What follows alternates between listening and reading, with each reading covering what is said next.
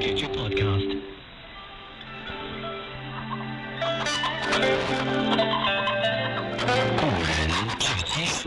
An old friend of mine prepared a meal of chicken and millet and invited me to join him at his farmhouse. Lush spring trees surround the location, and blue-green mountains reach beyond the town. This poem describes the peaceful lifestyle of a rural farming village in the Tang Dynasty in China. As we know, China is a traditionally agricultural state. During the High Tang period, society was quite stable and peaceful. Rural scenery and farming scenes became a major theme, not only in works of literature, but also in the style of Chinese landscape paintings, and even murals in Dunhuang.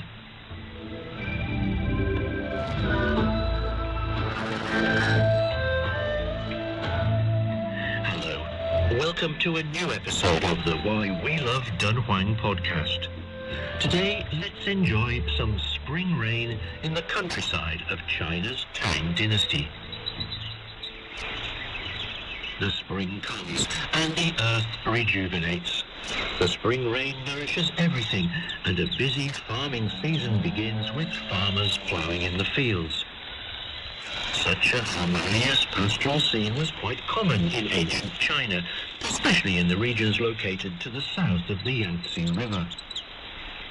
In Dunhuang Mogao Cave 23, a similar farming scene was vividly reproduced on the wall.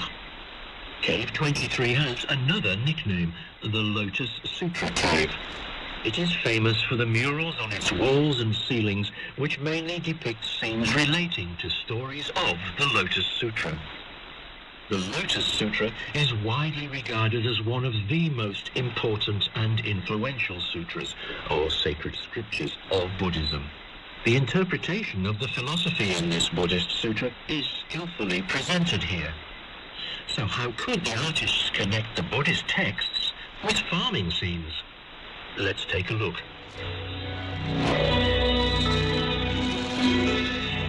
In the time of the High Tang, artists tended to focus on the secular world.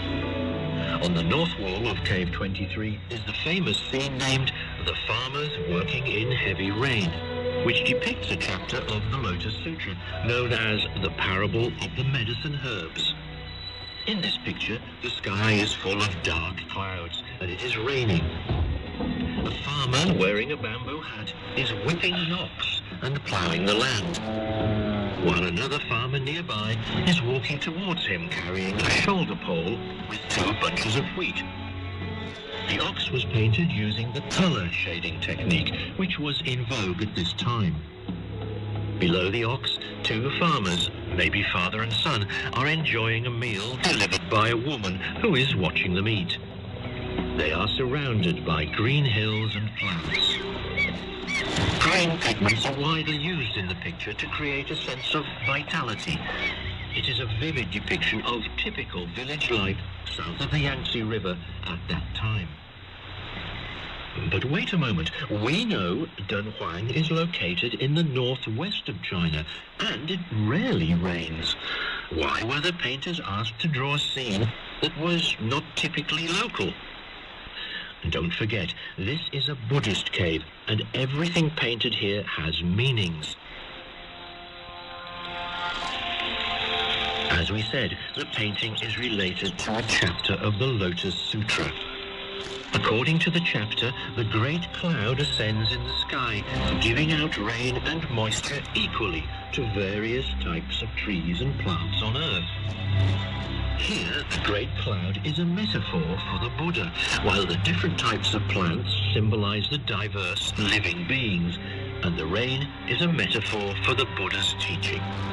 So you see, it's not simply a drawing of pastoral scenery, it conveys deep Buddhist meanings.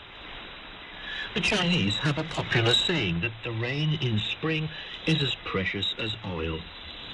In ancient China, spring drought was quite common in the northern part of the country. Farmers would pray for spring rain to secure a big harvest in the autumn. By using the precious spring rain to symbolize the teachings of the Buddha, it tells people that the rain falls equally on everything, which means the Buddha's blessing is equally given to all. But whether you can attain the true meaning of Buddhism, this is related to personal cultivation and comprehension. Just like the plants absorb moisture differently and grow at varying rates according to their distinctive natures. Under this farming scene, there is a person kneeling in front of a pagoda, another person dancing lightly, and 6 people sitting on the floor with musical instruments to accompany the dancer. Some cute children are playing in sand near the pagoda. If you connect the upper and lower murals together, it is a vivid comic strip of cultivating in the rain and fostering a good harvest. Again, these are ordinary life scenes painted in this Buddhist cave. According to Buddhist text, anyone who does good deeds, even for a brief moment, such as building a stupa for worshipping, will be helping him or herself to attain Buddhahood. The murals depicted here actually show the various convenient ways to enter the Buddhist world. These pictures have shortened the distance between the Buddhist world on the other side and the secular world on this side, turning the imaginary Buddhism into a visible paradise on earth, thus expanding the influence of Buddhism among the people. Cave 23 reflects the content of the Lotus Sutra to a large extent. Some of the secular scenes revealed by the murals go beyond its religious value. They provide great help for us to appreciate the historical, social, and artistic values of the Hai Tang dynasty. We will continue to stroll between the Buddhist world and the secular world in the next cave of Dunhuang, the world's largest Buddhist art gallery.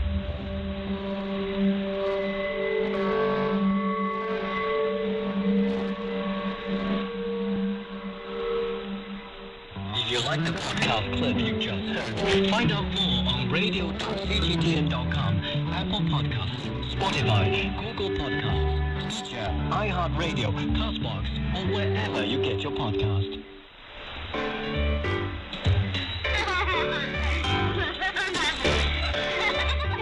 Cute baby angels with chubby cheeks and little wings are a common sight in Vatican wall art.